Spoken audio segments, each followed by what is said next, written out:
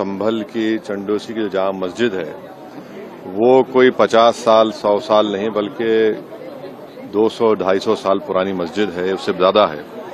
वहां पर कोर्ट की तरफ से बगैर मस्जिद के जिम्मेदारों को, कमेटी को सुने उन्होंने एक एक्स पार्टी ऑर्डर पास कर दिया, वो गलत है।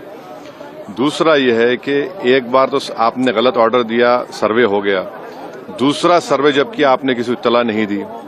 तीसरी बात यह है कि पुलिस का ये काम था कि मस्जिद कमेटी को कॉन्फिडेंस में लेते या वहां की पीस कमेटी को।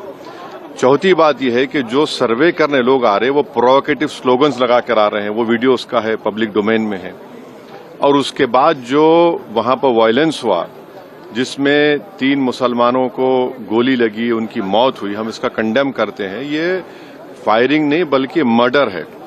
और जब से बाबरी मस्जिद राम मंदिर का जजमेंट आया, जिस बात को मैं पर्टिकुलरली कह रहा हूं कि उस जजमेंट के बाद ये सब चीजें खुलेंगी और एक के बाद एक खुल रही हैं। एएसआई प्रोटेक्टेड मॉन्यूमेंट सब बातें कर रहे हैं, क्या एएसआई के कानून में नहीं है कि आप उसका रिलीजियस नेचर चेंज नहीं, कैरेक्टर चेंज नहीं कर सकते? किस बुनियाद पे कर रहे हैं ये? और आप किस बुनियाद पर अपने फेथ को दूसरों पे थोपेंगे? भाई कानून कोई चीज है ही नहीं है। जिस दिन कोर्ट में सुनवाई होती है उसी दिन ऑर्डर हो जाता है, उस दिन सर्वे भी हो जाता है। ये तो 1948 में ऐसे ही हुआ था बाबरी मस्जिद में। तो ये जो फायरिंग हुई है ये फायरिंग नहीं है, मर्डर है।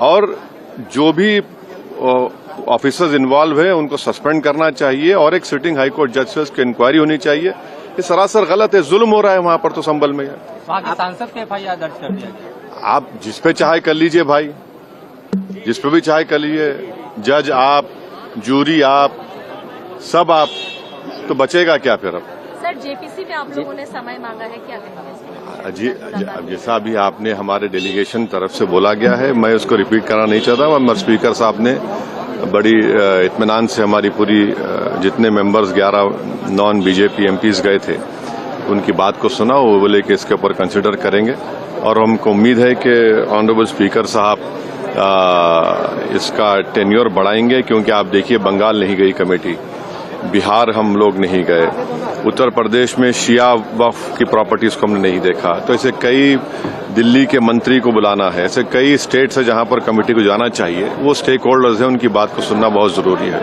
सर वक्फ बोर्ड अमेंडमेंट बिल को लेकर आप क्या सोचते हैं? क्योंकि लगातार सरकार की तरफ से यही कहा गया कि जो मुस्लिम है, जनता है, उनके हित में है, मुसलमान जो है उनके। अभी ये कानून बना नहीं, आप देख लीजिए संभल में क्या हो गया है।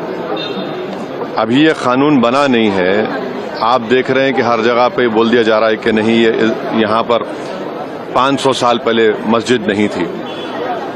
इस बिल में आप, ये बिल आर्टिकल 26 का वायलेट करता है। ये संविधान के फंडामेंटल राइट का 26 का ग्रेव वायलेशन है।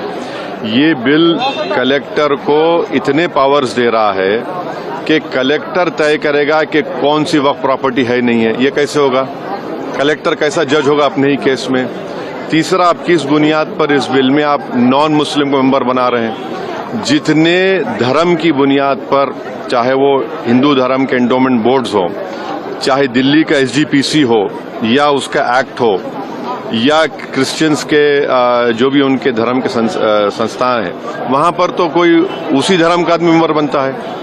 आप तो कंपलसरी स्टेट वक्फ बोर्ड में जहां पर 11 मुसलमान बनते थे, वहां पर आप मेजॉरिटी नॉन मुस्लिम बनाना चाह रहे हैं। सेंट्रल वक्फ काउंसिल में मेजॉरिटी ऑफ नॉन मुस्लिम बनाना चाह रहे हैं। क्यों करना चाह रहे हैं आप? ये क्या मकसद है आपका? कलेक्टर को इतना पावर दे रहे हैं। तो ये आर्टिकल 26 का ग्रेव वायलेशन है और इसीलिए वक्फ को बचाने के लिए नहीं लाया जा रहा है। ये वक्फ को खत्म करने के लिए, और वक्फ बोर्ड को सिर्फ एक पोस्ट ऑफिस बना के रखना चाह रहे हैं। तो जो वक्फ की प्रॉपर्टी है वो गवर्नमेंट की दी भी नहीं है, इसको मुसलमानों की गाड़े खून की कमाई है, तो आप उसको छीनना चाह रहे हैं। और उतना ही मकसद है सरकार का। आप देख रहे हैं संभल में क्या हो रहा है, ऐसे ही और वाकयात होते रहेंगे।